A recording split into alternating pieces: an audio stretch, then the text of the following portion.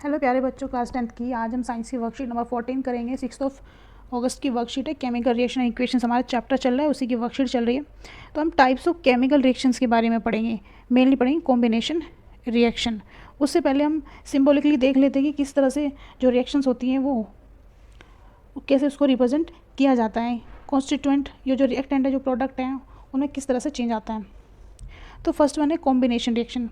यहाँ पे कोई दो रिएक्टेंट कंबाइंड होकर तीसरा जो है प्रोडक्ट बनाता है। डिकम्पोजिशन रिएक्शन, यहाँ पे जो रिएक्टेंट होता है वो डिकम्पोज हो जाता है टू या टू से ज़्यादा प्रोडक्ट्स में।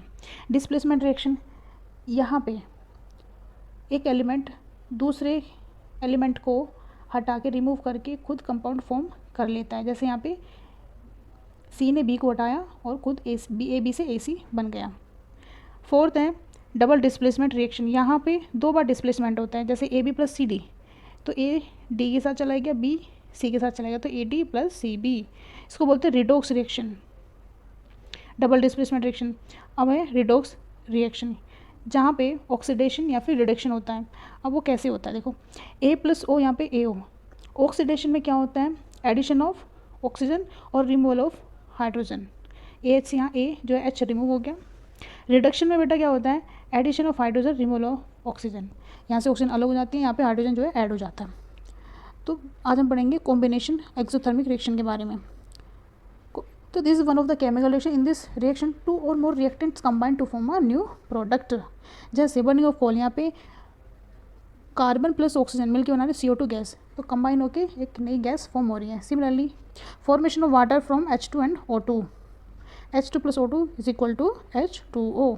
यहाँ भी कॉम्बिनेशन हो रहा है। Synthesis of food by plants by combination of carbon dioxide and water in photosynthesis, this is also combination reaction. Rusting of iron by becoming in contact of air and moisture, that is combination reaction.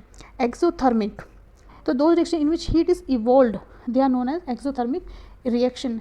For example burning of natural gas, natural gas burn होगी तो यहाँ पे carbon dioxide gas, water plus heat जो है release होगी।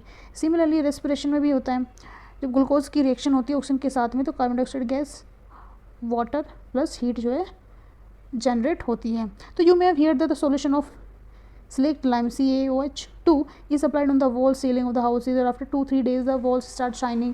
This shining finish due to the formation of the calcium carbonate because of the reaction of slaked lime with the carbon dioxide of atmosphere.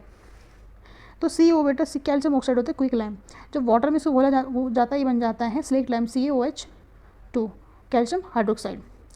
अब इसकी जो है coating की जाती है दीवार पे, वॉल्स पे। तो कुछ टाइम बाद क्या होता है, 2-3 दिन बाद ये एटमॉस्फेयर की कार्बन डाइऑक्साइड गैस से रिएक्ट करके ये बनाते हैं कैल्शियम कार्बोनेट, जो कि बहुत शाइनी होता है, और वाटर जो इवेपोरेट होके बाहर निकल जाता है।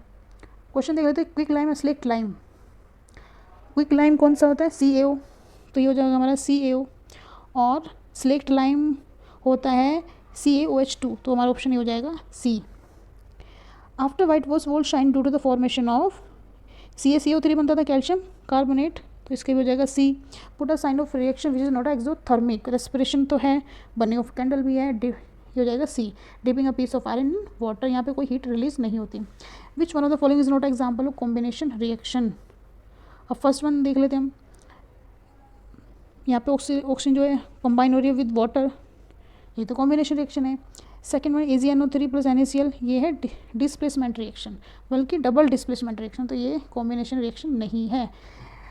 नेक्स्ट है Mg plus O2 magnesium oxide, तो जहाँ पे मैग्नीशियम अपनी ऑक्साइड बना रही है, तो यहाँ पे ऑक्सीजन जो है कंबाइन हो रही है, तो ये भी क्या होगा, कॉम्बिनेशन रिएक्शन होगी। आई होप बच्चों वर्कशीट समझ आ गई होगी। Thank you, have a nice day.